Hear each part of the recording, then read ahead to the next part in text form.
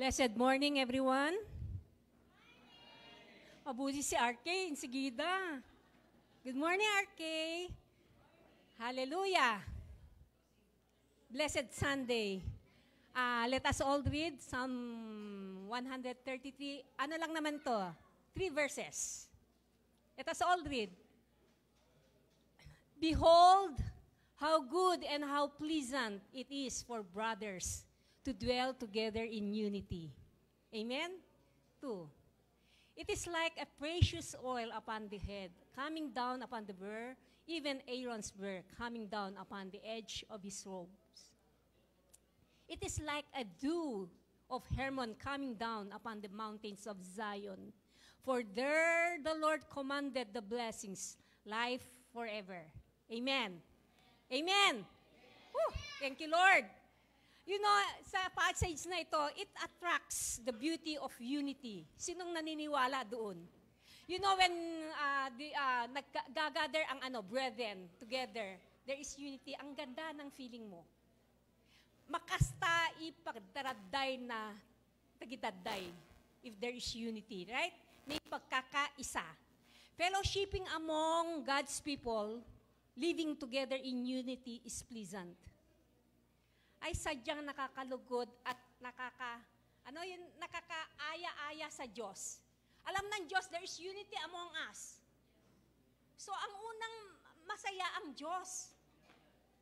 Kasi if there is division, may mga away-away, ang unang nalulungkot ang Diyos. Di ba? Praise God. And you know, it pleases God and it brings joy when harmony, unison, union, and goodwill prevail in our relationship. May kapayapaan, may kagalakan. And you know, the precious oil, yung inaano ni Lord dito, ito yung God, this anointing of God. From God to His priest and to His people, nag-flow ito. Pag may unity, walang hindrances, walang bumabara, walang kumokontra. Naniniwala ba tayo doon, mga kapatid? So today, for this unity is God's gift to His people. Today, let us worship the Lord with union, with love, with joy in our hearts.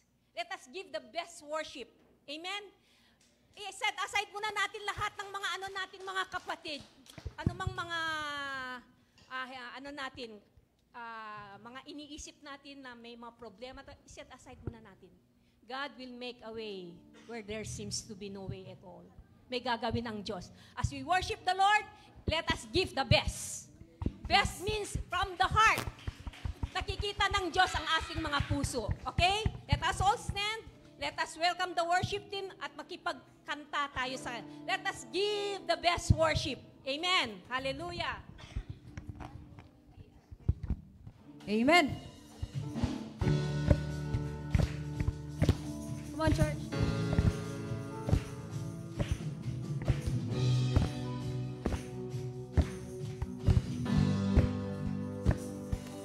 Lahat tayo pumalakpak sa ating Panginoon.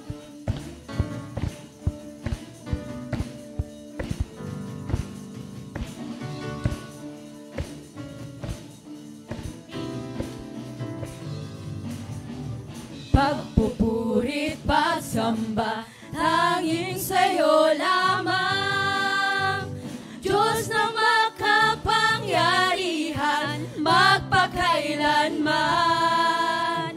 Ang pag-ibig mo'y sapat sa kanino man. Pagkat di ka nagbabago, magpakailanman. Ika'y aking sasambahin, ngalan mo'y sasambitin. Pagkat pag-ibig mo ang siyang mahalaga sa'kin. Sa gitna ng kalungkutan, ika'y papupurihan. Pasasalamatan magpakailanman. Yes, Jesus!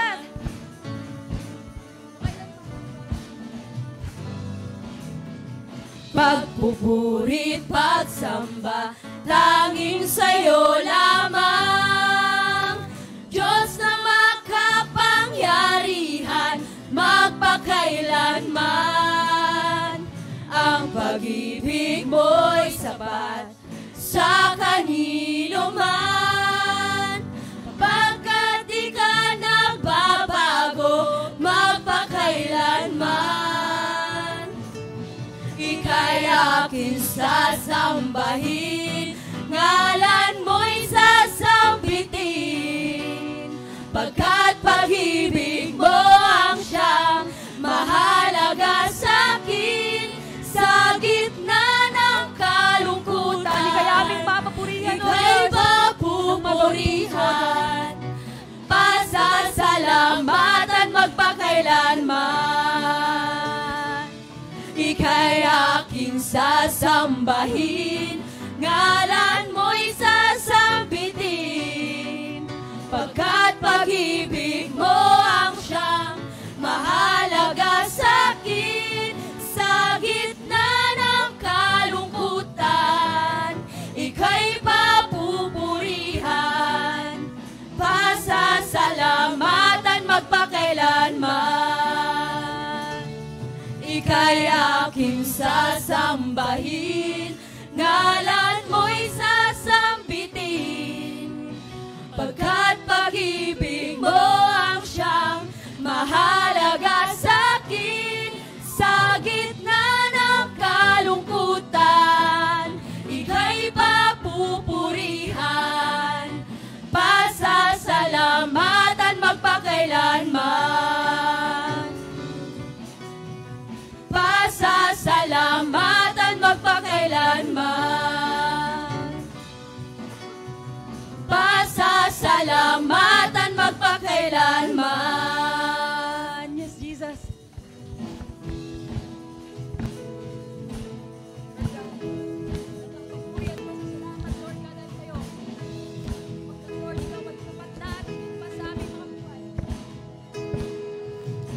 Di mangangamba sa kawalan, pagpapala mo'y laging laan. Di matatakot sa panganib, pagkat naririyan ka palagi. Di matitinag sa pagsubok, ang pagsama mo'y tiyak at lubos. Di mapipigil sa pag-awit, pagkat ikaw ay mabuti. Pagkat ikaw ay mabuti, ikaw ang aking pastor, hindi magkukulang. Sapat na at higit pa, ang biyaya mo'y sagana at umaapaw. Sapat na at higit pa, sapat na sa lahat kong pangangailangan, higit pa sa lahat kong inaasahan.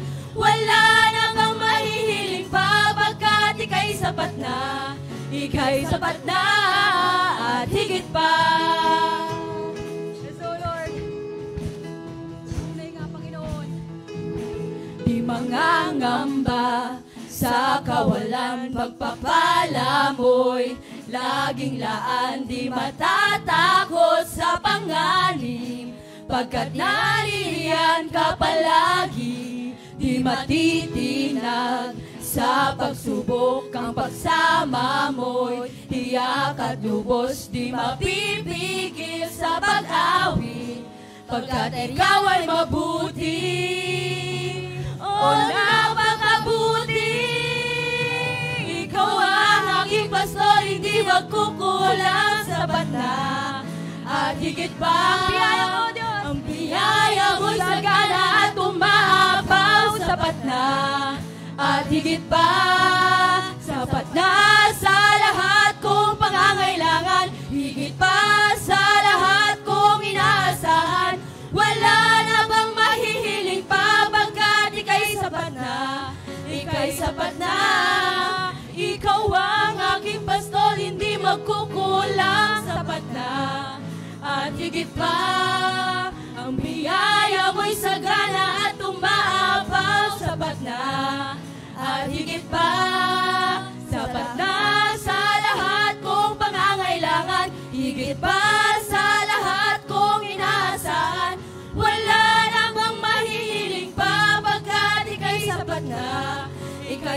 na. Wala nang kang mahihiling pa, pagkat ika'y sapat na. Ika'y sapat na.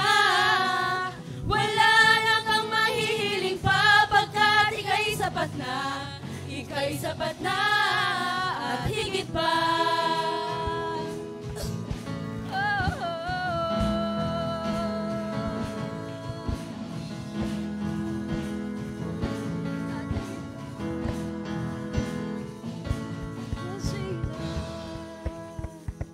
Lord God, tunay nga Panginoon, ay kay sapat na at higit pa sa aming mga buhay. Lord, kami nagpapasalamat, Lord God. Sa iyong tiwala, Lord God, sa iyong presensya, Lord God. Sa iyong pagsama sa mga isa.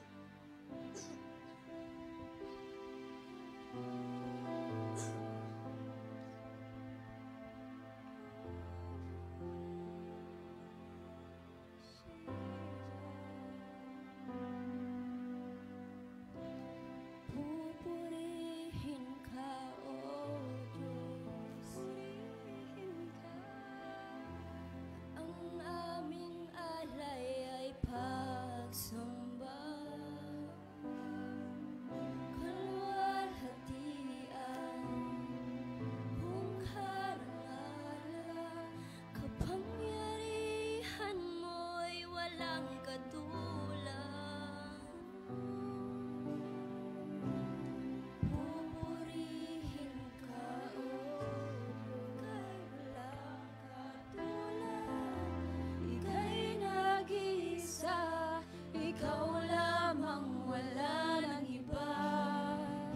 Sa'yo ang aming awit, dinggin ang aming tinig, sisigaw sa buong mundo. Pupurihin ka, O Diyos. Ang aming alay ay pagsamba. Kalwalhatian, buong karangalan, kapangyarihan mo'y walang katulad. Ikaw ang tunay na Diyos, ika'y walang katulad. Ika'y nag-iisa,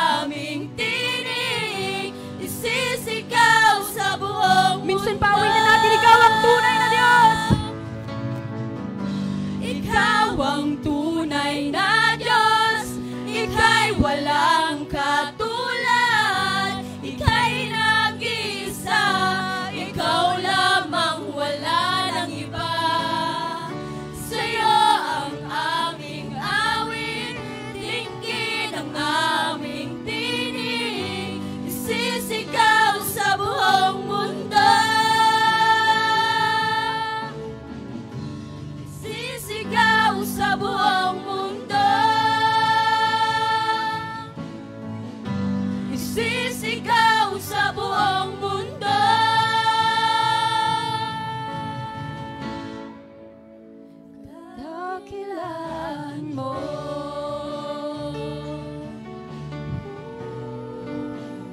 Kabutihan mo,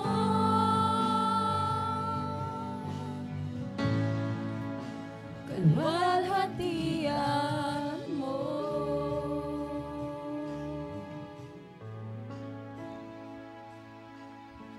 Jesus, ang ikaw lamang, Panginoon.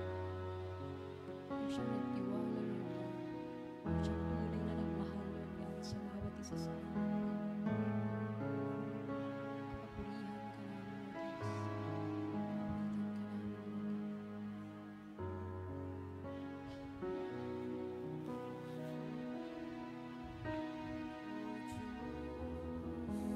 Sa kabutihan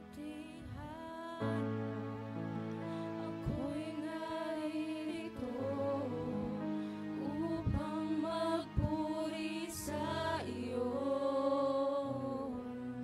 O Diyos, sa kabanalan mo, malulugod ako. Buhay ay iaalay ko. O Diyos, sa kabutihan mo, ako'y naririto upang magpuri sa iyo. O Diyos, sa kabanalan mo, malulugod ako. Buhay ay iaalay ko. Ikaw lamang ang nagtiwala sa akin. O Diyos, di kita bibiguin. Magtatapat sa'yo, maglilingkod ako. O Diyos, kay buti mo.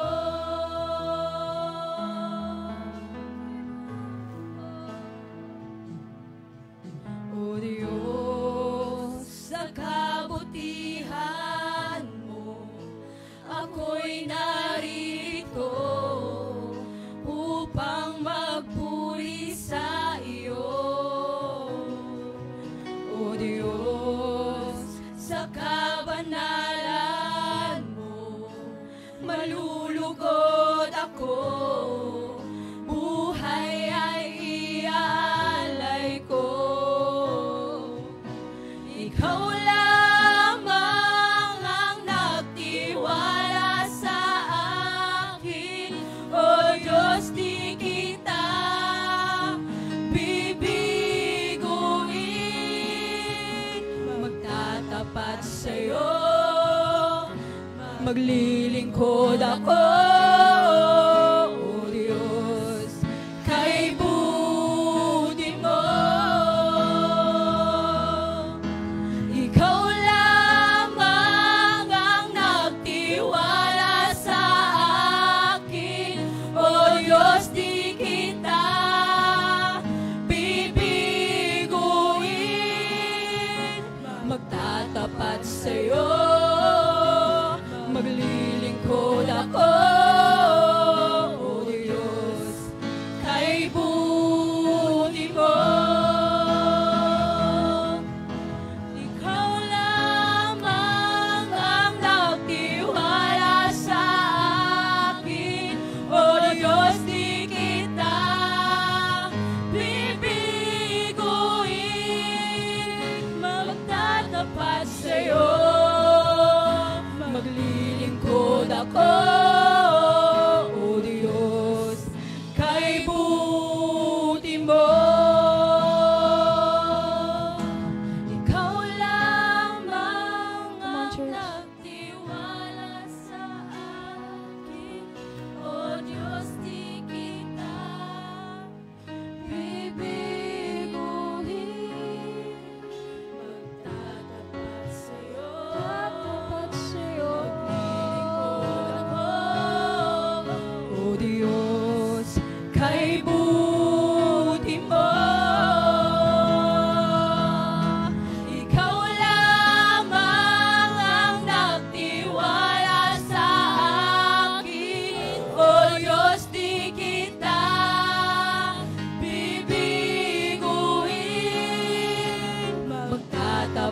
sa'yo maglilingkod ako, O Diyos, kay buti mo.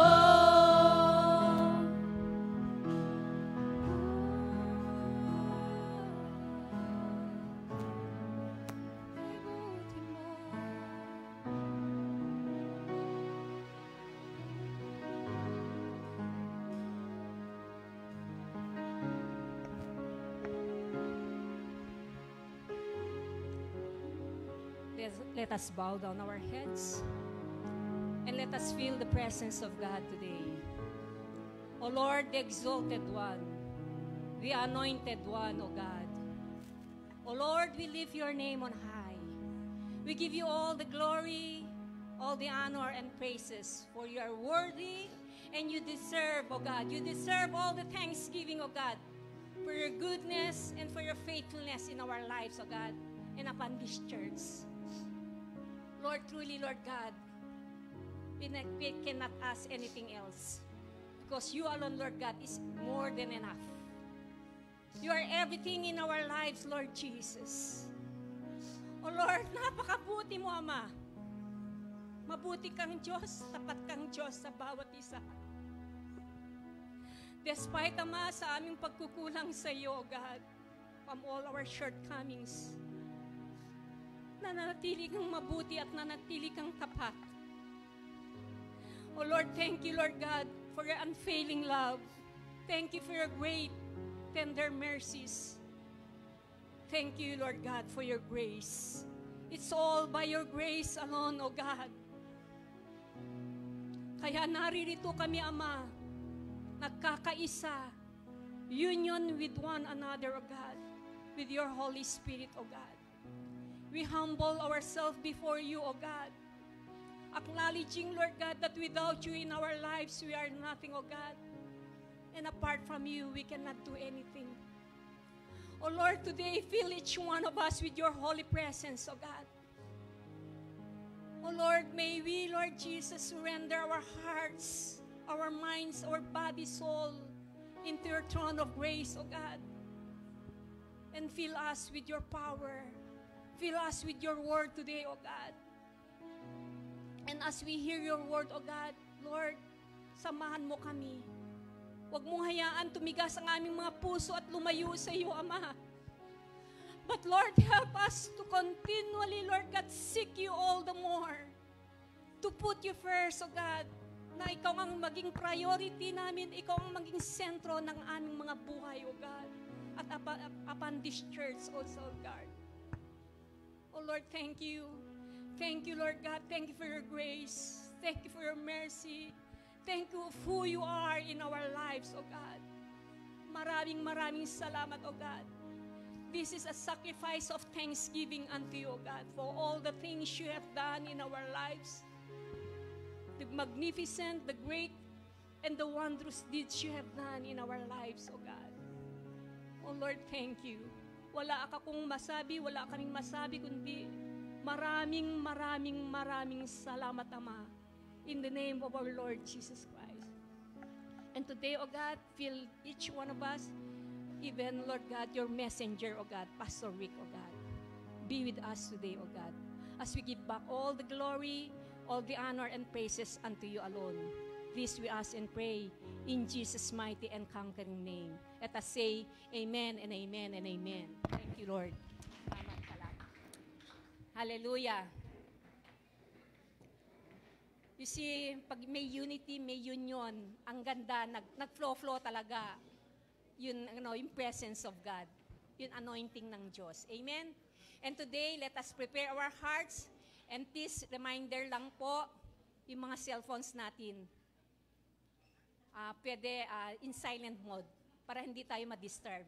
And as we prepare our hearts, let us welcome again and again by the glory of God. Thank you, Lord. At nakakaisa ang 3GSC at saka ICC. To God be the glory. Amen? Thank you, Lord. May ginagawa talaga ang Diyos. Oh Lord, we pray that you will seal this and be the one to intervene between 3GSC and ICC. for your glory and for your namesake alone. Thank you. And today, let us welcome Pastor Rick. Pastor Rick.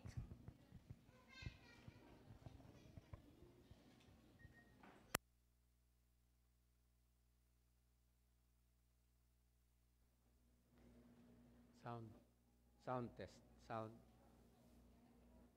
test. Sound.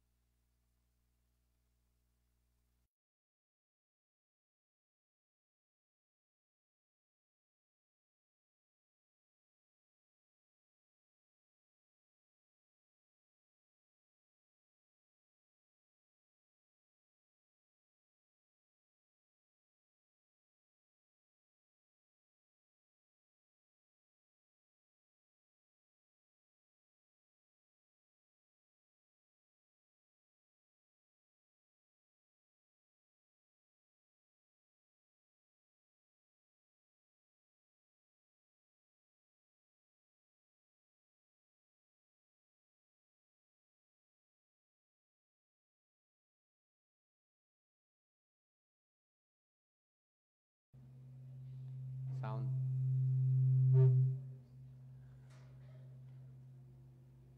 Sound test. Sound. Sound. Okay na? Just pa. Okay kayo dyan sa likod? Amen.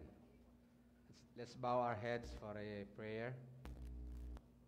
Heavenly Father, maraming salamat po, Ama, for the day. For this is the day that the Lord has made. Thank you for thy loving kindness, for thy mercies, which is renewed every morning. And dalangin ko, Panginoon, ang pagpalain mo kaming lahat ng iyong mga salita, ng iyong banal na Espiritu Santo. At bigyan mo kami ng mga puso, Panginoon, na magmamahal sa iyong mga salita, maging uhaw at itanim mo po ang iyong mga salita sa aming mga puso nang kami po ay lumago, Panginoon, sa iyong kalooban. Lumakad po kami kalugod-lugod sa inyo. Purihin ka, Ama, sa pangalan ni Jesus. Amen. Ang ating pong pag-uusapan ngayon ay ang title ng ating topic, What kind of salvation do you want?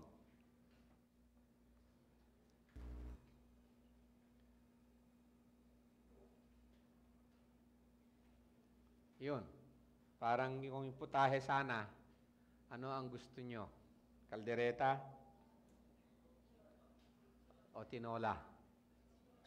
O lechon? What kind of salvation do you want? In many things, especially sa mga bagay na patungkol sa Diyos, we use words na naaayon lang sa ating gusto na definition. Pero ang katotohanan at ang lahat ng definition ay nanggagaling lamang sa Diyos. However, ang tao, dahil sa kanyang pagkahulog sa kasalanan at sa kanyang pamumuhay sa kasalanan, gumagamit na siya ng mga salita na ang talagang pinanggalingan ng lahat ng supposed to be ng ating terminology ay especially sa morality, especially sa paglakad sa kalooban ng Diyos, ay galing sa Biblia. Pero ang tao, sabi ko nga, dahil sa paglakad niya sa pagkahulog niya sa kasalanan, gumagamit siya ng mga salita na galing sa Biblia, pero iba na ang kanyang application o iba ang kanyang pagkakahulugan. For example, the word God. Kapag ginamit natin yung salitang Diyos, 3 o 4 na tao nag-uusap, kahit na ginagamit nila yung salitang Diyos sa kanilang usapan, pupwede na hindi para-parehas yung Diyos na kanilang pinag-uusapan. For example lang, kapag nagkaharap ang Iglesia ni Cristo, ang isang Kristiyano, kamo na lang, born-again Christian o evangelical Christian, pagkatapos ang isa ay Jehovah's Witnesses. At yung isa ay unbeliever. O hindi mo alam kung anong religion niya. Nag-uusap sila tungkol sa Diyos, pero hindi para-parehas ang pagkahulugan nila tungkol sa Diyos. Yung Diyos ng unbeliever, hindi niya alam talaga kung sino yun. Pero alam niya na may Diyos. Oo, tanungin mo siya kung sino yun. Diyos. No? Yung iglesia ni Kristo, sabihin niya sa iyo, naniniwala din ako na mayroong Diyos. Pero yung pinampinaulaang niyang Diyos na yan, hindi yung tunay na Diyos, na yung triune God, which is the Father, the Son, and the Holy Spirit. 3 persons in one God, the true God. Sa Iglesia ni Cristo, ang sabi niya, ang Diyos para sa Kanya ay Diyos Ama lang at si Kristo ay hindi Diyos at ang Holy Spirit ay hindi Diyos. Ganon din sa Jehovah's Witnesses. Ganon din ang sasabihin niya na ang Holy Spirit ay isang enerhiya lang, energy. At si Jesus Christ ay isang tao lamang. Ganon din sa love, sa salitang love. Iba-iba ang pagkaintindi ng tao o paggamit ng tao sa definition na love. Pangatlo, ganon din sa salitang justice, hustisya. Iba ang definition ng communist, for example, sa hustisya. Iba ang definition ng isang Kristiyano sa hustisya at iba ang definition ng isang socialist na tinatawag pagdating sa hustisya. Kaya balikan natin yung title natin. Kaya nga sabi ko sa ating title, what kind of salvation do you want? Ano ba? Meron ka bang preconceived na idea, na definition ng kung ano ang iyong alam na kaligtasan o gustong kaligtasan? Ganon din sa pang-apat na salita, these are important words, sa righteousness o katwiran. Di ba meron tayong kasabihan na self-righteousness, sarili mong katwiran. Yun ang gusto mong masunod. Katwiran ko to eh. Tapos, yung anak natin, pag sumasagot-sagot, sabihin natin, nangangatwiran ka pa eh. Ang tao rin, nangangatwiran din sa Diyos. Ano nga ba ang ibig sabihin ng katwiran? So, sa salvation, ang tanong ko rito is, hindi lamang yung definition ng salvation, kundi, ano ba ang gusto mong kaligtasan? What kind of salvation do you want? Because people define words to their liking, even when we use the same words, we often mean different things. Sa salvation, the salvation offered by other religions is far different than that presented by the Scripture. So, titingnan natin ngayon kung ano ba ang sinasabi ng Scripture tungkol sa salvation. Para malaman natin kung yun bang salvation na gusto natin, naaayon nga ba sa salita ng Diyos o naaayon nga ba sa definition ng Diyos.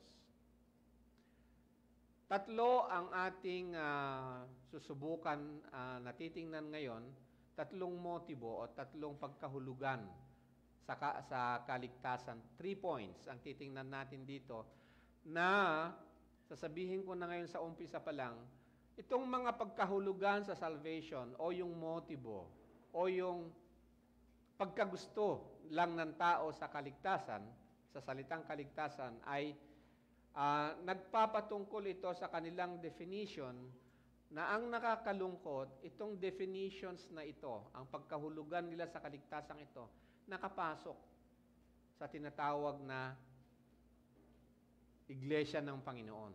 Nakapasok sa Kristyanismo at madalas na nagagamit ito sa pulpito na iniaral na nangyayari siya na ngayon ang nagiging kaligtasan, pero hindi yun ang kaligtasan na sinasabi ng salita ng Diyos.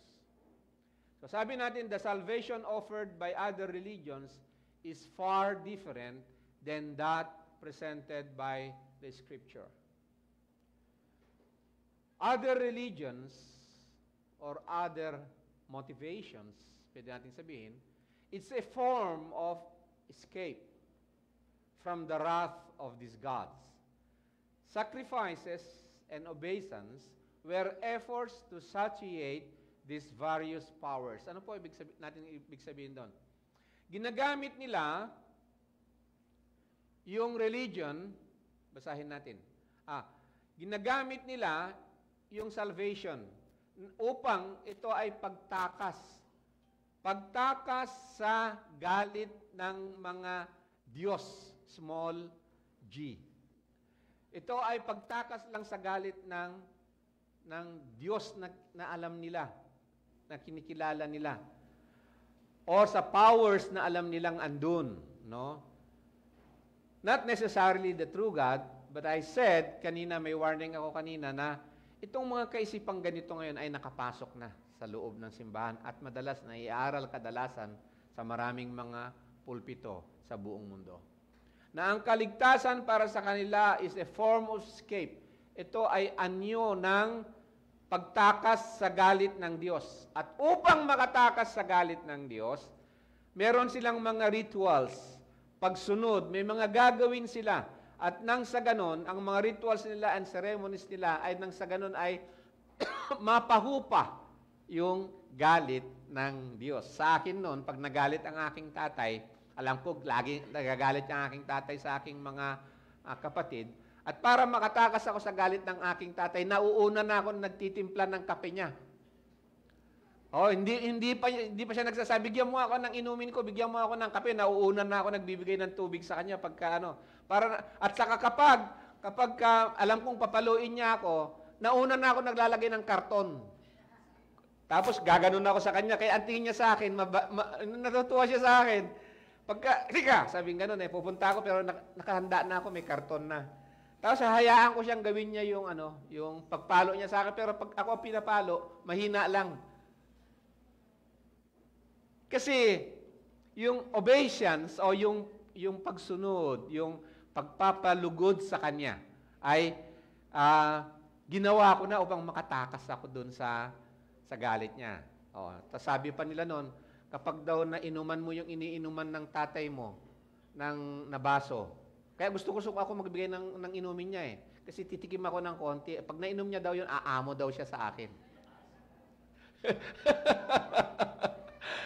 You know what I mean? So ngayon, makikita natin ito sa iba't ibang uri ng religion, pagan religion in the world, in many generations, past generations, sa maraming generations, makita natin.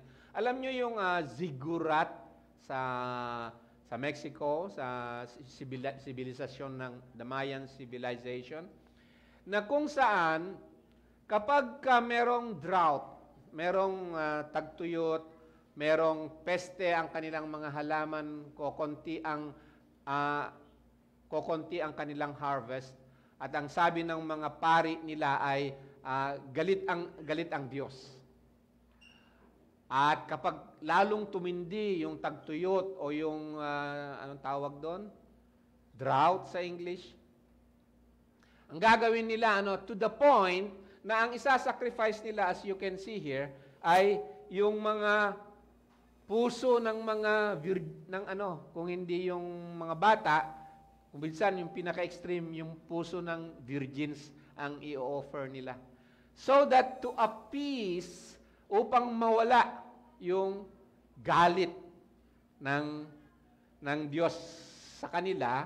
So, they perform ceremonies and sacrifices in order to escape the wrath of God, upang takasan nila yung galit ng Diyos nila. Number 2, the second point here is the salvation that they want, ang kaligtasan na gusto nila ay, pangalawa, is prosperity. Upang sila ay ma-deliver o maligtas sa mga problema, sa hirap ng buhay, sa economic problems. So, ang kaligtasan na gusto nila is a form of prosperity. So, ano yung forms of prosperity? Rains in season, weather, timely na weather, provided that provides good crops, magandang ani sa halaman sa kasahayupan, at hindi lang doon, kundi ang circumstances sa kanilang buhay ay maganda, favorable, yung nakapagbibigay lagi ng kagaanan at kaligayahan sa kanila. So, yun ang definition nila ng kaligtasan. And then, pangalawa pala, ito yung illustration nun. Alam nyo naman sa Greek and Roman mythology at kasalukuyan ngayon sa Hinduism. So, to obtain that salvation or upang makamtan nila yung kaligtasan na yon, sa mga Hindus ngayon, katakot-takot na festival at saka yung offers nila sa kanilang mga Diyos-Diyosan, di ba? Tapos dito makita nyo, nakalimutan ko yung pangalan niya, yung gods ng prosperity and wealth sa Greek and Roman mythology. Ayan, di ba? Kadalasan sa atin, sino na sa inyo yung lumaki sa mga kasabihan ng matatanda noon, sa mga paniniwala ng matatanda, di ba? Kung minsan, kapag merong medyo kamalasan sa bahay o sakit sa bahay, kung minsan ang ginagawa ng iba, nagbibigay ng alay sa nuno sa punso. Atang. Di ba? O ngayon, sa pagka may patay, may mga iba dyan, nag-aatang pa rin sa mga patay. Kasi upang yung patay, hindi ko alam, totoo ba yun na upang makakain yung patay kasi gutom siya sa kabila? Makatikim naman, makaamoy man lang ng hindi consistent Kasi yung patay, kung patay siya, at sa akala ng iba, andyan lang naman siya pumupunta kahit saan. Di sa mamahaling restaurant na lang siya pupunta. Makikiamoy doon. So, basically, ang roots ng ginagawa nila na yun is that because akala natin yung patay may access siya sa forces, sa energy and the powers from the other side upang makamtan yung yung parang mediation nila at mabigyan ng magandang buhay yung mga narito. Actually, yun ang pinaka-roots noon. The third, na-explore natin yung ang kaligtasan sa mga pagano, karamihan sa turo ng pagano ay it's a form of insurance. Form of insurance in the afterlife. Ayan. Insurance in the afterlife. Explore natin yan ng mahaba-haba pagdating ng loobin ng Panginoon sa susunod na mga Sundays. So therefore, ito po yung illustration ko doon. Ano? Ito yung tao, sinilang siya. Habang nabubuhay siya, kinakailangan na niyang ma-secure yung insurance policy. Magpipirma na siya ng insurance policy. At nang sa ganun, ang gusto niyang kaligtasan kasi, yung tinatawag na afterlife. Ha? Di ba sabi ko minsan dito noon, maraming tao na ang tagapagligtas nila ay yung RIP. Kasi kapag namatay na, doon lang magkakaroon ng rest in peace. Dito, ibig sabihin, wala silang rest in peace dito. Kaya nauso yung RIP na yan, rest in peace eh. Isang klase ng definition ng kaligtasan, yung ito. At ang in-explore natin ngayon is that ang tao ay dito, habang buhay siya, sinesecure na niya yung tinatawag na insurance niya against fire. Di ba yung may mga insurances na life and fire insurance, di ba? Insure mo yung pwesto, yung bahay, o ano pa man against fire, o yung buhay mo naman, life insurance. So, in religion, may mga nag-i-insurance na rin ng life insurance o fire insurance against security against hell. At saka, para may access na sa heaven. Are you getting my point? Okay. Let us review. Itong tatlong ito na in-explore natin, ang title natin kanina is, what kind of salvation do you want? What kind of salvation do you want? Escape from the wrath of God? Or prosperity in this life? Or it is an insurance in the afterlife? Di ba? Very common yan eh. Alam natin, nasa Roman Catholic, meron tayong pananampalataya doon noon. Alam nyo ba, meron pananampalataya doon na basta meron kang kamag-anak dito.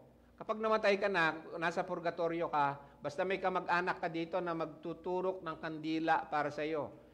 Yung kaluluwa sa purgatorio, sabi nila, aakyat ng ranggo. Palapit doon sa may aircon na kwarto. Kasi dito sa baba, may apoy dyan, medyo mainit. So habang marami ang tinitirig na kandila para sa iyo at ibinibigay doon sa simbahan, para sa iyo, nagdadasal sila, nagpapamisa para sa iyo, umaakyat ka ngayon ng kalagayan. At doon sa pinakagitna siguro na floor, meron ng electric fan. You know?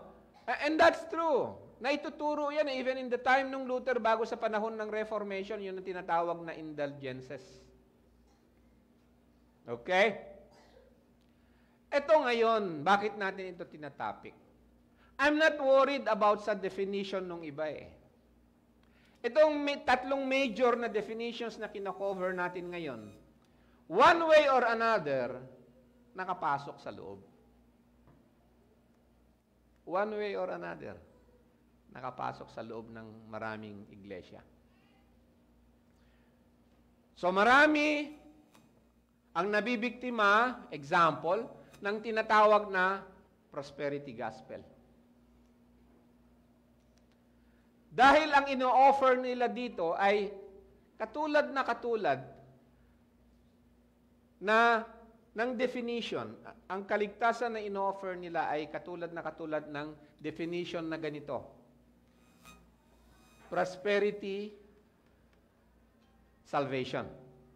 Tinawag natin ngayon na prosperity gospel. At kung titingnan natin, yung tatlong yan, merong pagkakapare-parehas yung 3 points na yan. Okay?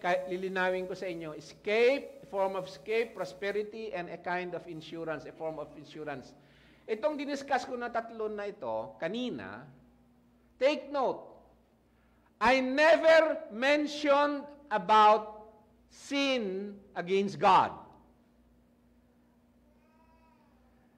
I never mentioned the problem of man, na kung saan siya dapat maligtas. So when we define salvation, wala sa definition nung tatlong ito, yung patungkol sa talagang issue ng salvation, which is to be saved from sin and death. Genesis chapter 3 verse 5. Kung saan nagkasala ang tao at sa sanhi nun buong sangkatauhan ay isinilang sa pagiging makasalanan. Na kung saan ang tao, doon sa Genesis chapter 3 verse 5 kasi, ginusto ng tao na siya ay maging isang Diyos, defining for himself what is good and evil. Ang ibig sabihin pala nung sinabi ni Satan sa kanya na, hindi ka mamamatay, sabi niya kay Eve. Kapag kumain ka ng bunga ng puno na nagbibigay ng kaalaman ng mabuti at masama, hindi po yung ignorance yun ng mabuti o masama, hindi po. Ang ibig sabihin nun, ikaw ang magbibigay ng definition ng kung ano ang masama at mabuti. Ngayon, ang tao sila na nagbibigay ng definition ng kung anong masama at mabuti. Katulad ng abortion. Sa abortion ngayon, ang definition na nila ngayon is, this is my body, my right. Katawan ko, karapatan ko. Bahala ako kung anong gagawin ko doon sa baby na nasa pupunan ko. Kung i-abort ko yan, i-abort ko kasi my body, my right. Katawan ko, may karapatan ako na gawin ang gusto ko. Hindi na sila namumuhay doon sa definition ng Diyos. Remember, in the Garden of Eden, merong tree of life at saka tree of knowledge of good and evil. Dalawang puno yung andon. At nung pinili ng tao na kumain nung puno ng bunga ng puno na nagbibigay ng kaalaman ng masama at mabuti, ang ibig sabihin nun, hindi na sila kukuha ng definition nila doon sa tree of life. Ang kukunan nila ng definition nila na magiging patakaran nila o standard nila sa buhay ay yung sarili nilang definition to become like God. Kaya sabi ni Satan doon, kapag kumain ka yan, God knows na kapag kumain ka sa bunga ng puno na nagbibigay ng kaalaman ng mabuti at masama, you will become like God. And the Bible says, they became like God. At kaya sabi ng Diyos sa kanila, palabasin natin sila sa Garden of Eden, unless baka kumain sila sa puno ay bunga ng tree of life at mabubuhay sila magpahanggang kailanman. So they were driven out of Eden. So yung pagkain ng tao sa puno, sa bunga ng puno ng nagbibigay ng kaalaman ng masama at mabuti, actually is a declaration ng autonomy na tinatawag. It is a declaration ng mamuhay kami ng ayon sa aming kagustuhan. At ang sabi ng Diyos, the wages of sin is death. So mankind died spiritually. Namatay siya na spiritual. Biologically, mamamatay din siya, ngunit spiritually, hiwalay na siya sa Diyos. Kaya sabi ng mga propeta, ang inyong mga kasalanan ang siyang naghihiwalay sa inyo. The wages of sin is death. At yung pamumuhay ng tao sa death, namumuhay na siya sa gawa ng laman, sa gawa ng kadiliman.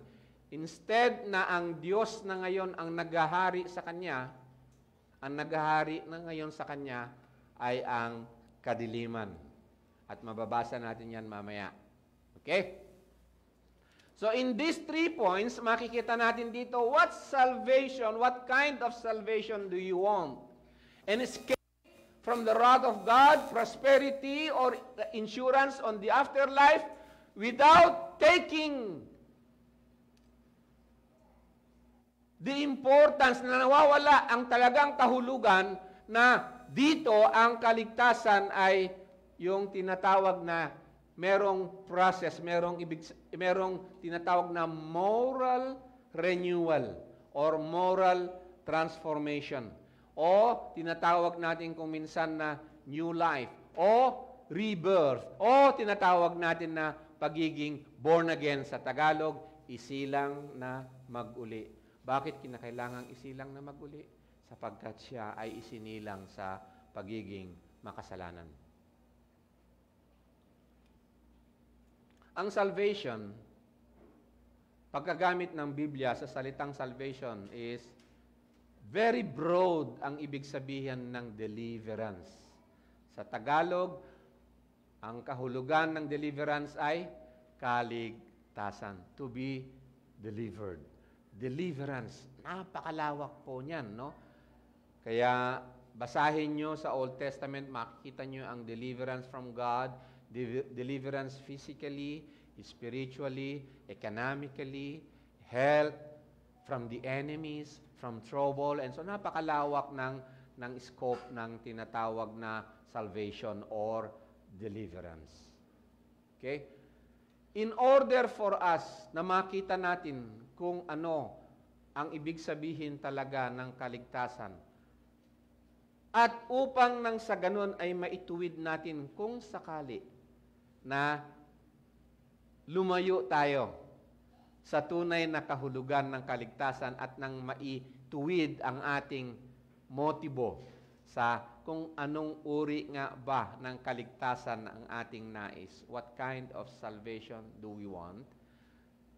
Kailangan nating tingnan ngayon ang definition ng Biblia kung ano yung kaligtasan.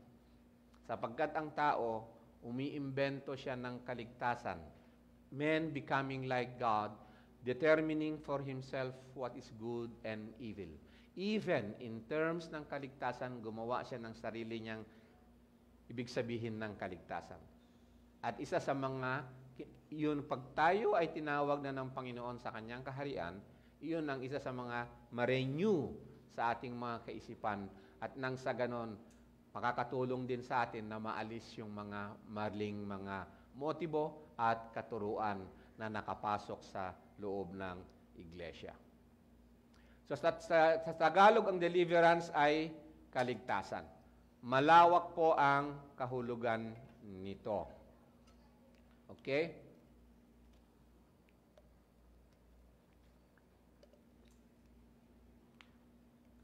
Salvation means rescue, victory.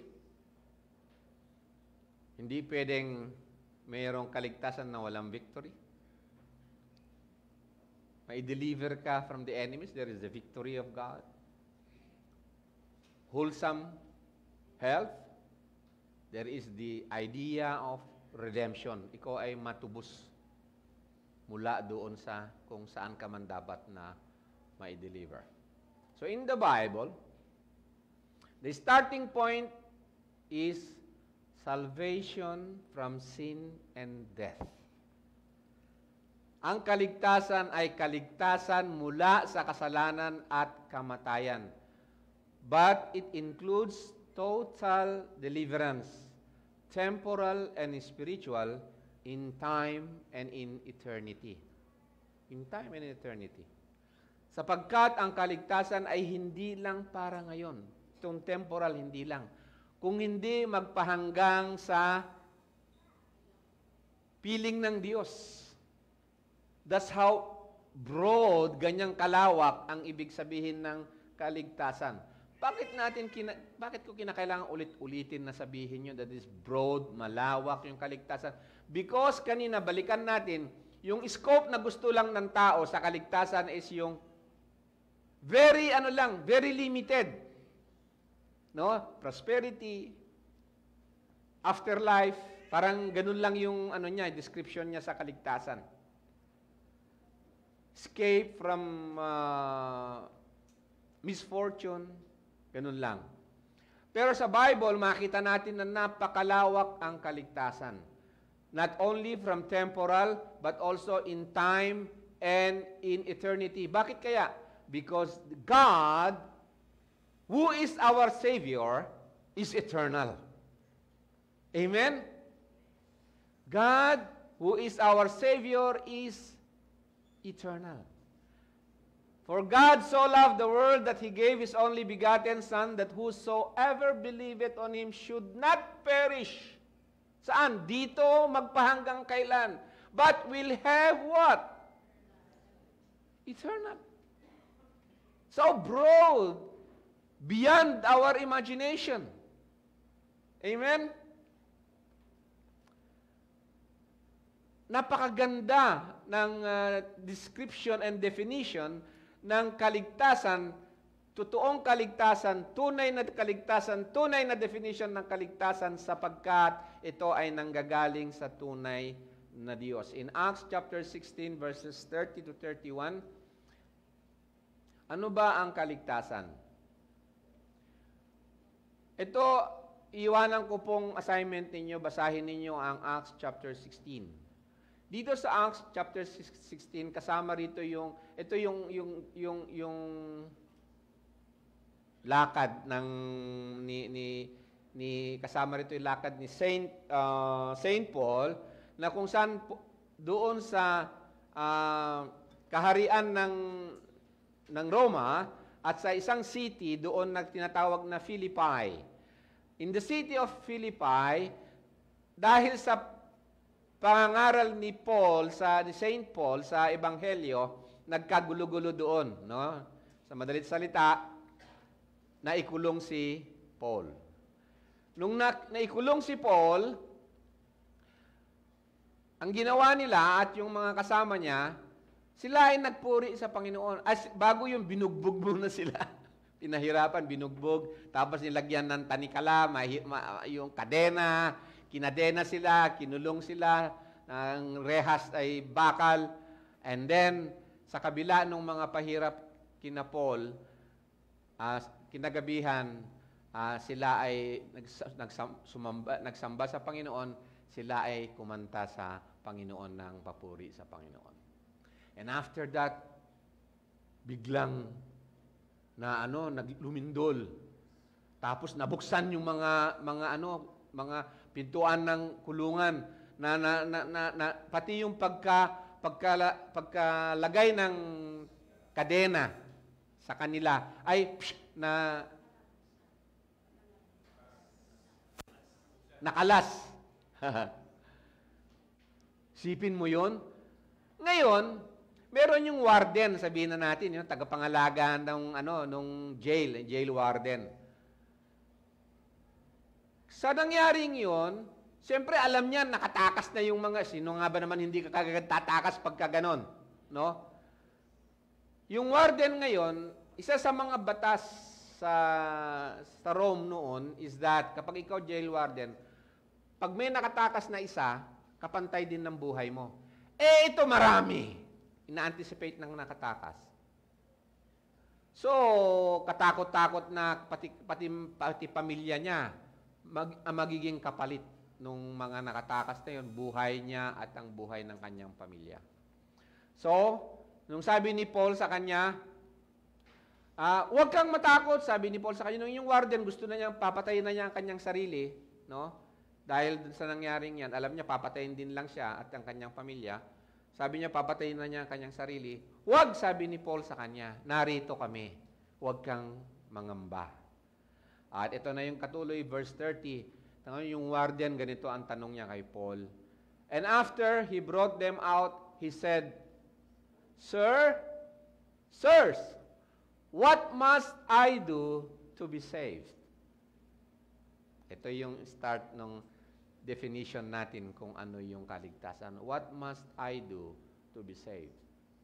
And they said, Paul and his companions, believe in the Lord Jesus, and you will be saved, you and your household. Amen? The minimum bare requirement na tinatawag ng mga theologians, if you are given, for example, 1 minute or 2 minutes or 3 minutes na i-share mo, na yun lang ang ma-share mo sa isang mamamatay na. Ito yung tinatawag na bare minimum. Salvation is to believe in the Lord Jesus Christ. I will not have time to explain to you the whole theology ng Bible. Kukunti yung time. Ito na lang, believe in the Lord Jesus Christ and you will be saved. Amen? So salvation is to believe in the Lord Jesus Christ. Amen? Next, na kailangan nating malaman upang maitugma natin, ang ating nais, ang ating minimithi, ano nga ba ang ating intention, bakit tayo narito every Sunday? Bakit gusto nating makinig ng salita ng Diyos, gusto nating Bible study, at iba pa na gawain? Maituwid sa atin, ano ba yung, what kind of salvation do we want? Is it the scriptural, biblical, na kaligtasan ng ating gusto? O may iba pa?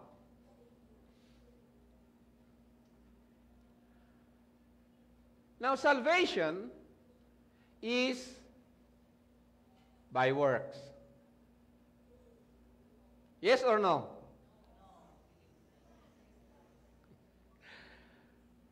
Salvation is by works. The question is, whose works? Salvation is by the works of God. It's not by the works of man. Amen?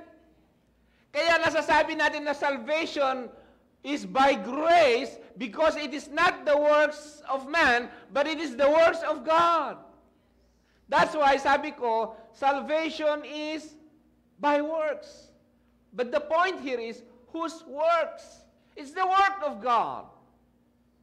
Hindi pwedeng itaas yung tao because yung tao na siyang nagkasala sa infinite God, eternal God, omnipotent God, sovereign God, all-powerful God na may likha ng langit at ng lupa and the entire universe, the God of the universe, the holy, holy, and holy God, tayo ay nagkasala sa Kanya. What do you think? Can we save ourselves? We cannot.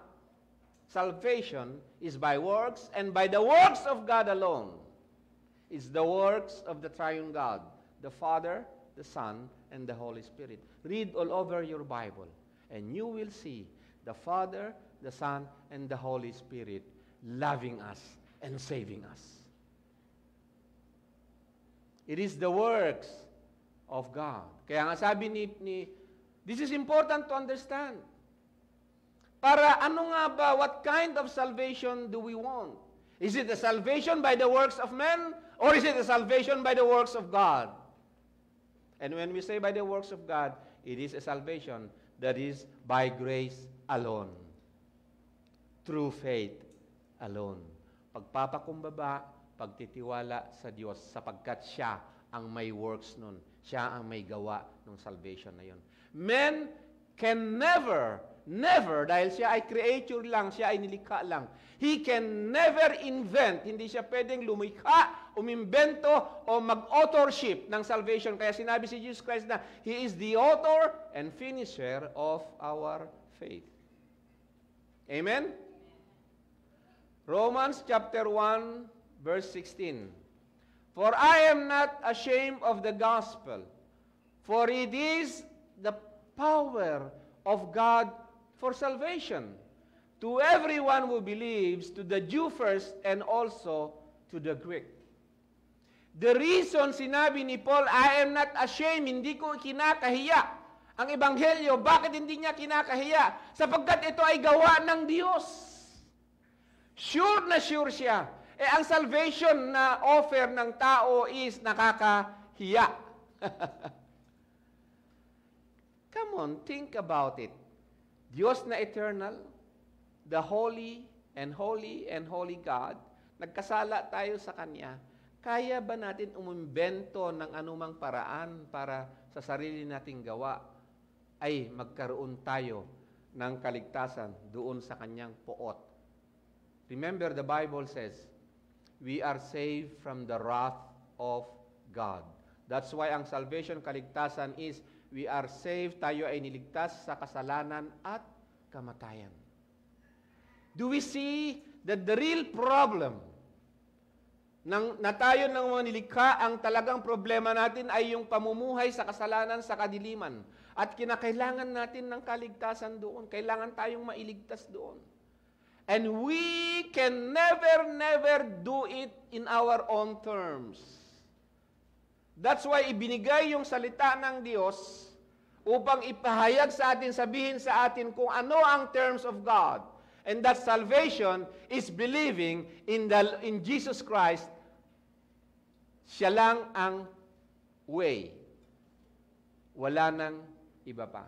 Kaya sabi ni Paul, I am not ashamed of the gospel.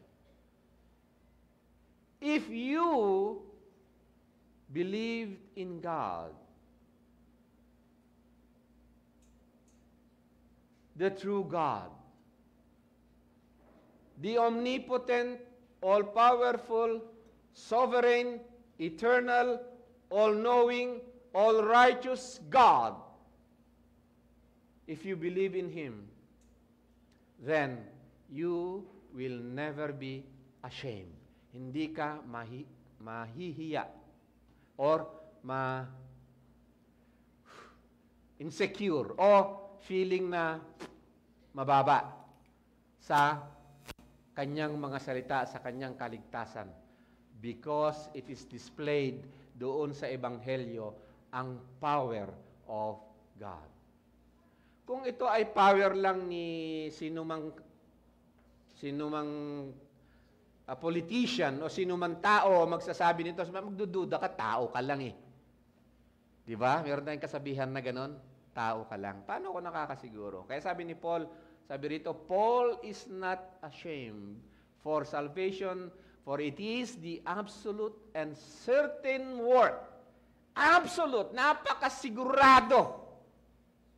And certain. Sino ba nakapagbibigay ng certainty sa buhay na to? If it is not God who controls all things, who predestines all things. The absolute and certain work of the triune, eternal, sovereign, and omnipotent maker of heaven and earth.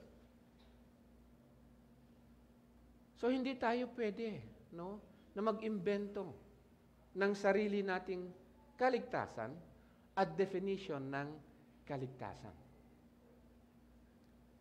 At kapag ibang kaligtasan ang ating hinihingi, ang ating minimithi, and then hindi natin ito makakamtan, hindi kasi naaayon ito sa kalooban ng Diyos, hindi naaayon sa gobyerno ng Diyos. Amen? As simple as that. So again, I repeat, salvation is by works, but by the works of the sovereign God. Not the works of men, because in the works of men, there is no certainty, and there is no truth in it. Amen? So what kind of salvation do you want? So sabi natin kanina, ano nga ba ang salvation na hinihingi natin?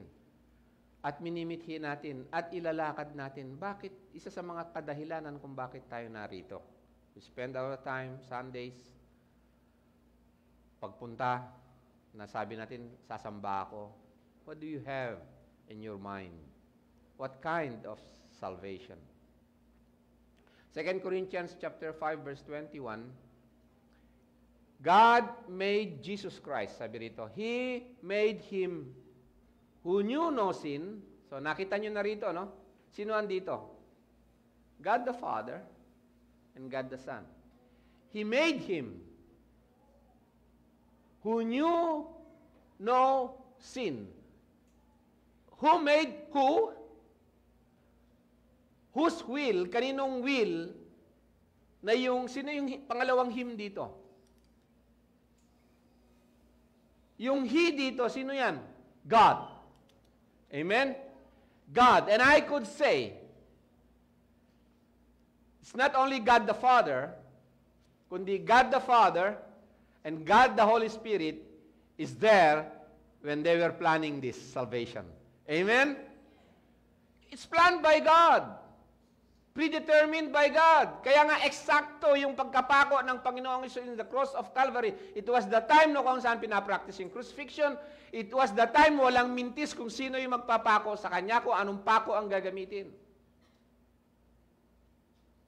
Kasi kung tsampa-tsampa lang yan, nagkataon, kailan mo pa magkakaroon ng perfect na pagkakataon na si Christ may pako sa krus ng Calvary? Amen? It is determined by God. So it is the works of God. He made him who knew no sin to be sin in our behalf, so that we might become the righteousness of God in Him. Amen? Salvation is to believe in the Lord Jesus Christ.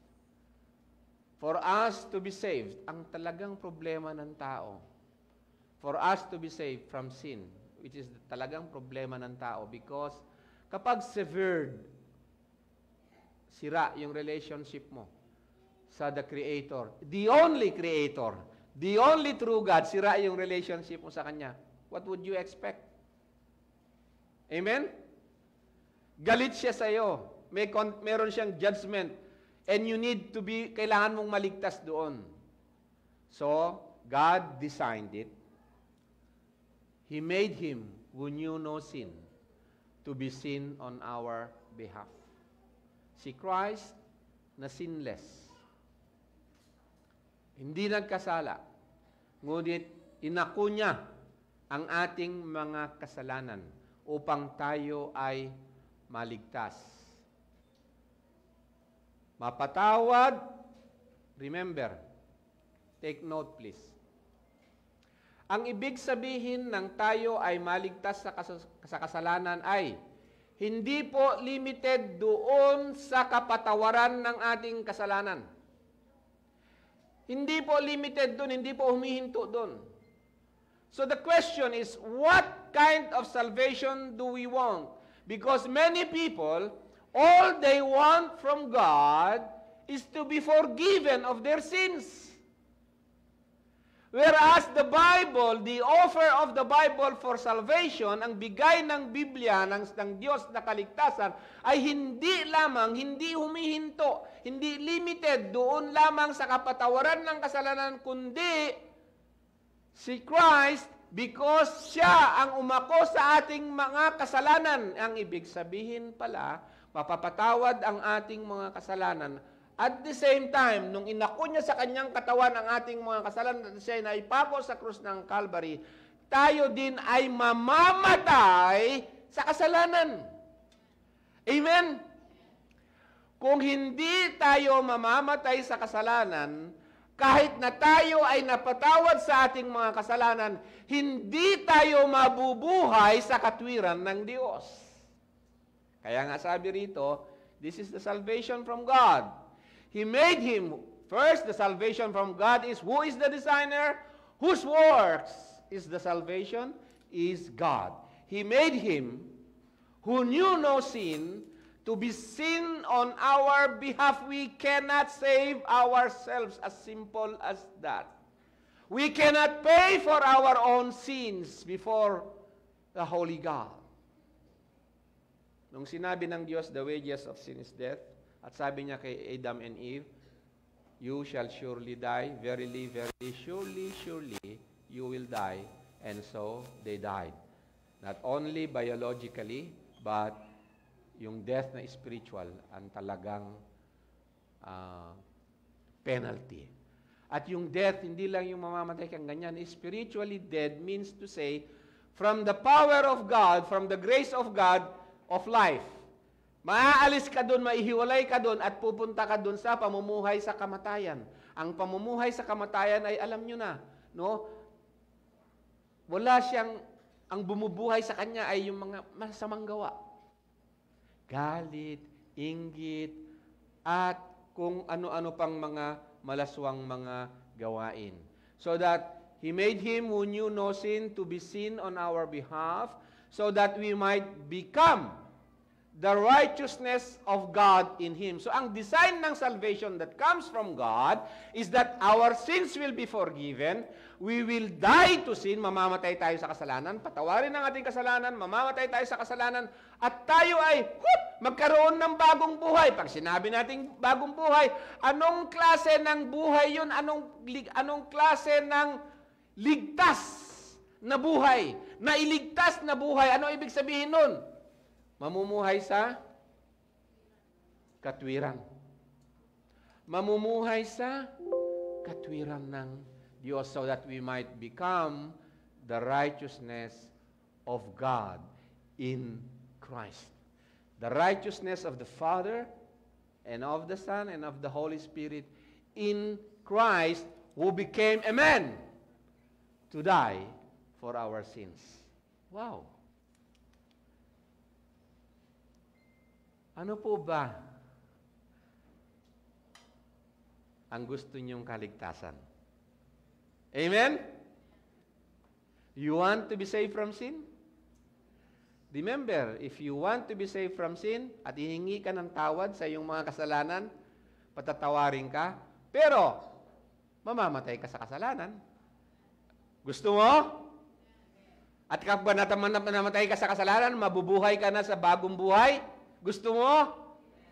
Amen.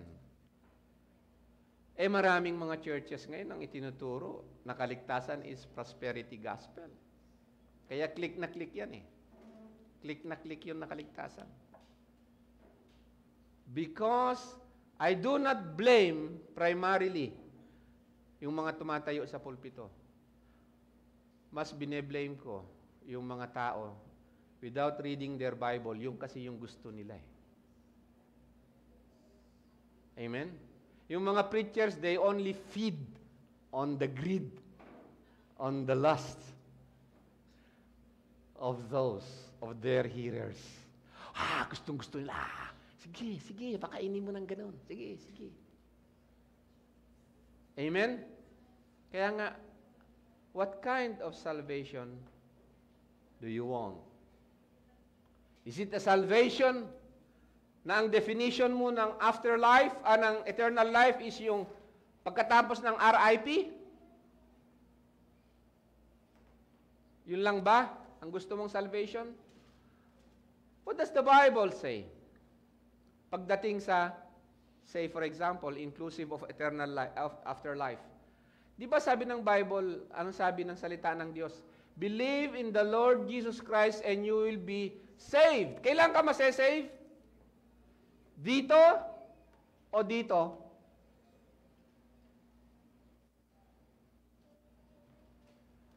Nung sinabi ng John 3:16, For God so loved the world that He gave His only begotten Son, that whosoever believeth on Christ will have everlasting life. Kailan gagana yung everlasting life? Hello? Kailan po? Ngayon na? Gusto mong lumakad sa everlasting life na?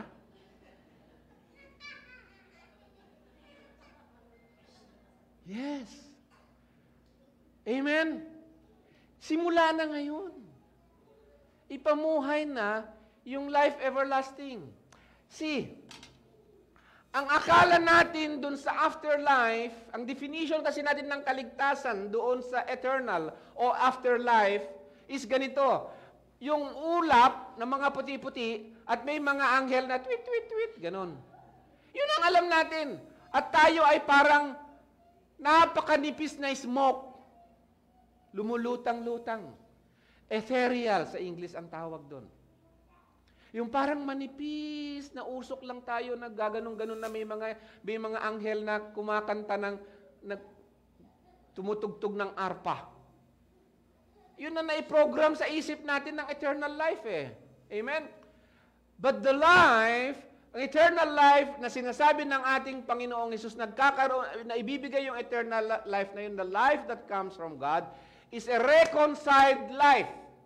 Para bang yung noon kung si Adan at saka si Eva pinalayas mula sa Garden of Eden, now is a life that comes back to God. Yung life na bumalik ka sa Diyos. Ano ngayon ang pagbabalik mo sa Diyos? Ano ang mangyayari sa iyo? Mamumuhay ka na sa katwiran. And do you know what the Bible says about heaven? Heaven is the dwelling place of righteousness. What? What? Mamumuhay ka sa righteousness doon? Yes. Kaya nga sabi sa Corinthians, faith, hope, and love, but these three, love remains. Remains. You mean it will remain even after life? Yes! Hindi kayong parang smoke lang doon sa eternal life. Buhay na buhay ang pag-ibig na yan sa kapag pamumuhay mo sa katwiran as creatures of God. Glorified yung body, but still creatures of God. Loving God because the greatest commandment is to love the Lord your God with all of your heart, with all of your soul, with all of your might. Kaya nga sa Corinthians 13, sabi dito doon, love remains forever. Kaya nga maraming tao yung gumagamit ng love forever. Di ba? Di ba yung mga in love forever, ha? Bakit meron tayong notion na ganun? Di ba? How about yung forever? Forever with the Lord. What will be there in our hearts? Nagpapapintig doon. Anong buhay yung nagpapapintig diyan? Eternal life. And what? Ano ang quality ng eternal life na yon? Ano ang quality ng eternal life na yon? Yung parang multo, nalulutang-lutang sa hangin. Yun kasi yun yung salvation na naipasok sa isip natin. Amen? But that's not part ng salvation na galing sa Diyos. Acts chapter 26 verse 18. Sabi ng Panginoon kay Pablo nung siya ay ginawa niyang ebanghelista, sabi niya, I will send you to places to the Gentiles also, sabi niya, to open their eyes so that they may turn from darkness to light. Oh, deliverance. Kaligtasan mula sa kadiliman. Amen? Kaya nga sa kaligtasan kaloob ng Diyos, kasama doon ang faith and repentance and obedience. It cannot be absent. One package yan na bigay ng salvation. You cannot remove it out of salvation. Hindi pwedeng iwahiwalay. One package lahat yan. To open their eyes that they may turn from darkness to light. Sa Tagalog, basahin natin, baligtad kasi yung sa Tagalog eh. Sabi rito, mga magbalik sa ilaw mula sa kadiliman. So, nung inalis siya sa Garden of Eden, namuhay na siya sa kadiliman, yung tao, no? At balik na siya sa ilaw. From light to darkness, ito po, from dominion of, yung lumang pamumuhay pala is, sino ang naghahari?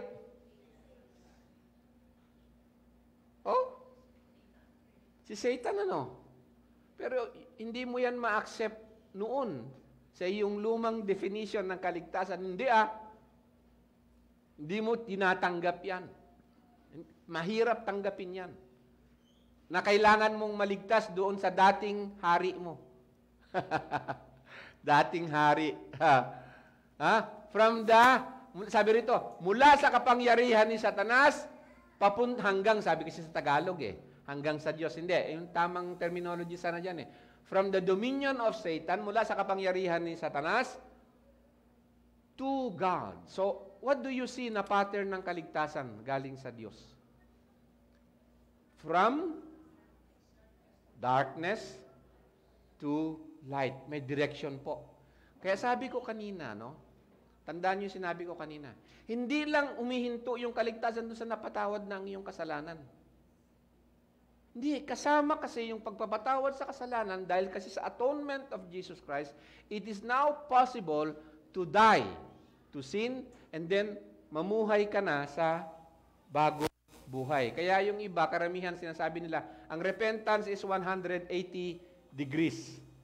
At hindi ka dapat malulungkot kung ikaw ay lumalakad sa pagsisisi. Ang iba kasi, ang definition nila ng pagsisisi, ng repentance is, umiiyak siya kasi napisto siya. Hindi, ang repentance is newness of life from here, going here, to turning 180 degrees from death to life. So dapat yung mukha mo, wow! Gingiti ka na pupunta dito. Amen? Kaya nga, may joy. May joy sa eternal life. May joy sa kaligtasan. Amen? And last slide.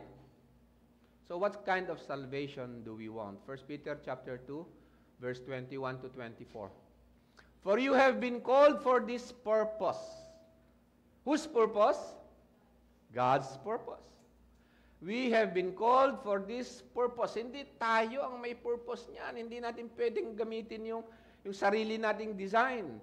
Since Christ also suffered for you, leaving you an example to follow in His steps. So ano yung deliverance o kaligtasan na bigay ng Panginoon? Ano yung purpose nun? To follow what?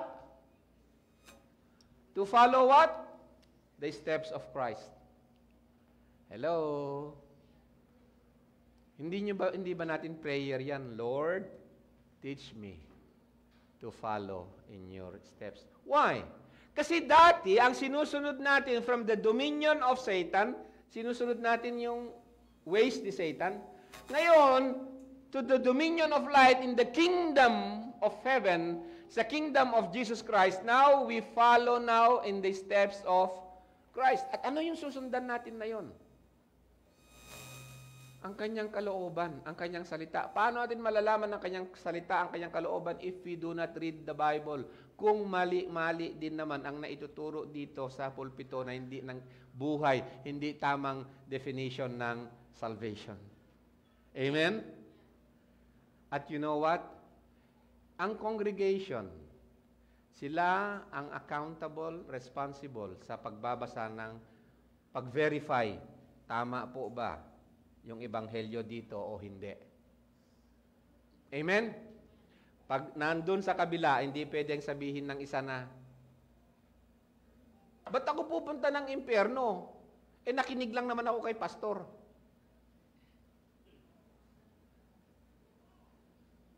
Ikaw mismo ang karelasyon ng Diyos sa kanyang salita. Accountable ka dyan. Basahin mo. Hanapin mo ang kanyang kalooban. In prayer, in humility, in repentance of heart. Leaving you an example to follow His steps, who committed no sin, nor was any deceit found in His mouth. Si Christ, sabi rito, while being reviled, He did not revile in return. Di ba? Ano sa Tagalog yan? Nung siya ay binastos, parang ganon, hindi niya ibinalik sa kabastusan. Kung minsan, pag may kaaway tayo, o sige, sabihin mo sa akin, sasabihin ko din sa iyo to. Pag sinabi mo sa akin na, sorry babanggitin ko, na stupid, dobleng stupid ka din. Doble pa yung ipapalit mo di ba? Di ba? Amen? Nasubukan nyo na makipag-away ng ganon? Mas gusto mo yung mas malaki ipapalit mo Usually nakikita ko yun sa pag-aaway ng mag-asawa Di ba? Ganito gawin mo sa akin, ganito rin gagawin ko sa iyo. Mas mahigit pa. Tama o hindi? Kapag yung asawa, kutsara lang ibinato, sa kanya pinggan sa kabaso. Joke. While being reviled, He did not revile in return. Gustong-gusto natin in return. Di ba? While suffering. Now, this is following the steps of Christ. He uttered no threats, but kept entrusting Himself to Him who judges righteously. And He Himself, Christ Himself, sabi natin kanina, salvation is to believe in the Lord Jesus Christ. He Himself bore our sins in His body on the cross so that, we might Die to sin that we may be delivered. Upang tayo ay mailigtas sa kasalanan from the body of sin. So that we might die to sin and live. Babangon mula sa kamatayan, babangon sa buhay, buhay na galing sa Diyos. Spiritual na buhay na tinatawag, life reconciled to God. And this is for eternal. Kaya ang sabi ng Panginoon, they who believe on Him will never die. They will die biologically, but they will never die. Sapagkat ang author and finisher ng kanilang faith, ng kanilang kaligtasan is Jesus Christ, the Lord of Lords and King of Kings. Lalakad sila sa katagumpayan ni Kristo. So that we might die to sin and live to righteousness. Ito na, yung salvation, healing, health. For by His wounds, we are healed. Amen? Which salvation or what kind of salvation do you want? Anong kaligtasan po ang inyong nais? Is it the salvation from God through Christ? Amen? At tayo ay lalakad sa tagumpay ng Panginoong Hesus, meaning to say, sa bagong buhay, sa pagsunod sa kanyang mga salita. Sa gitna ng anumang mga problema, sa gitna ng anumang economical na pangangailangan natin o shortage natin, yung sa tagumpay ni Christ, sa kaligtasang kaloob niya lang tayo lalakad. At you know, na ang sabi ng Panginoon, men shall not live by bread alone, but by every word that comes from the mouth of God. Ulitin ko, men will not live. Hindi siya mabubuhay. So, dahil sa bagong buhay, now you will live by every word that comes from the mouth of God. What kind of salvation do you want? In Christ. Amen? God bless you po.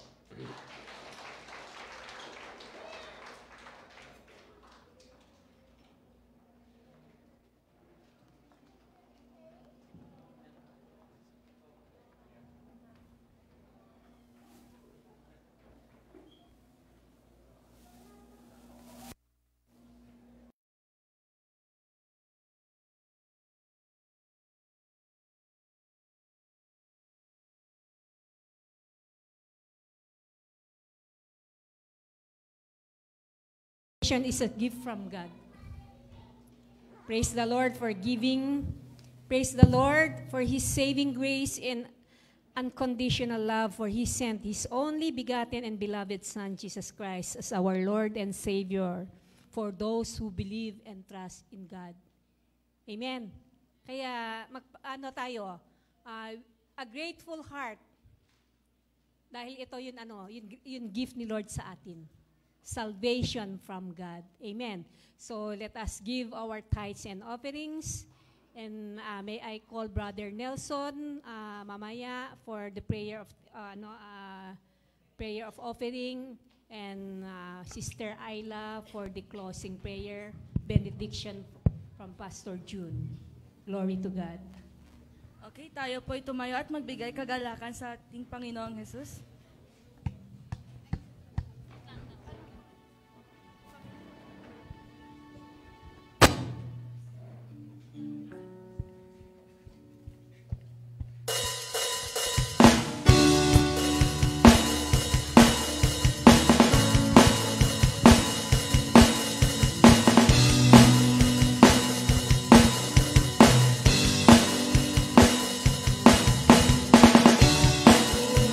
Pag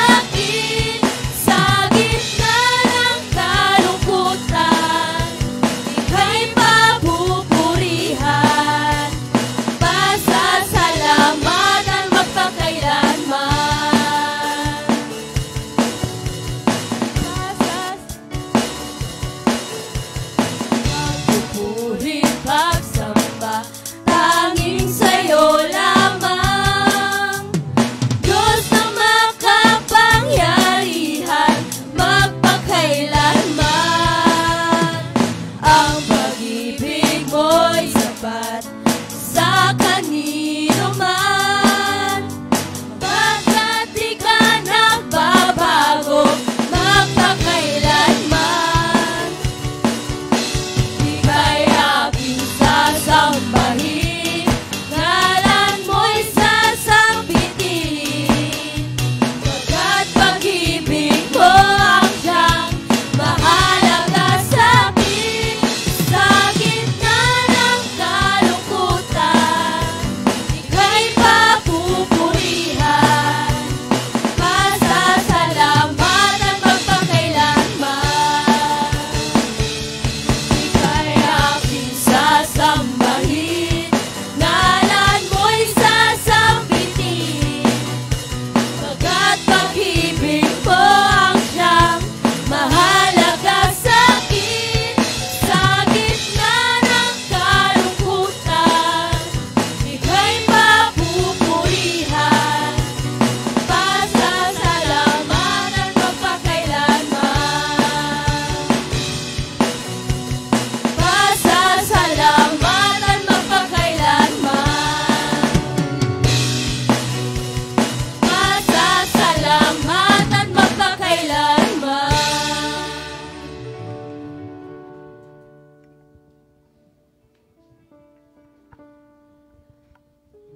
Okay, taas po natin mga kamay, mga kapatid. Tayo manalangin dito sa tithes and offerings na ito. Panginoon, maraming salamat po, Lord God, sa umagang ito, Panginoon Diyos, na ipinagkaloob niyo sa amin, O Lord, upang mag-alay kami ng aming mga tithes and offerings na ito, Lord. Alam namin, Panginoong Diyos, na Ikaw, Lord God, na nag-provide ng lahat ng ito, Panginoong Diyos. Maraming salamat, Panginoong Diyos, at Lord, palaguin mo po, Lord God, ang iyong siya sa pamamagitan, O Lord God, na magpalitan, na patuloy niyo po ang itinuturo sa amin sa lahat ng katotohanan. Muli, Panginoon Diyos, I pray, O Lord God, to accept, O Lord God, these tithes and offerings, O Lord Jesus, as a gratitude of our thanksgiving unto you, O Lord God.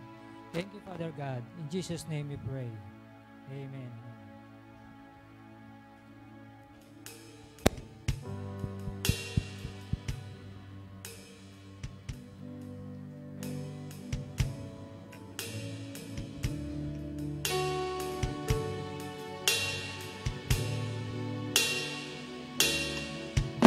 Ang nais ko'y purihin ka, Jesus.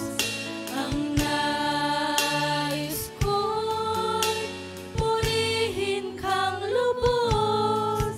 Sa bagyo at sa problema, sa galak o sa pag-asa, ang nais ko'y purihin ka, Jesus. Ang nais ko'y ibigin ka, Jesus. Ang nais ko'y ibigin kang lubos. Higit pa sa lahat ng bagay, higit pa sa aking buhay, ang nais ko'y ibigin ka, Jesus. Ang nais ko'y ibigin ka, Jesus. Ang nais ko'y ibigin ka, Jesus.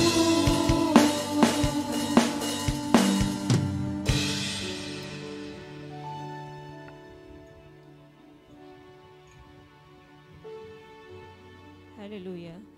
God, we honor you, O Lord. We bless your holy name, O God. Lord, truly you are good in our life, and you are all-powerful, O Lord. God, you alone can save us, because you are our only Savior, O Lord God. Lord, thank you for bringing us in this place once again to listen to your word, O God. For our faith comes, Lord God, by hearing and hearing your word alone, O Lord. God, we admit, O Lord God, that our knowledge about salvation is limited. But today, O Lord, Thank you for deepening and broadening, Lord, our understanding about salvation. Lord, of what salvation is not and what salvation is truly is, O Lord. God, that salvation is not about escape from the wrath of God. It's not all about prosperity. And it's not, Lord God, just an insurance for the afterlife, Lord. But God, salvation is believing in Christ. Lord, surrendering our life fully to you, O Lord.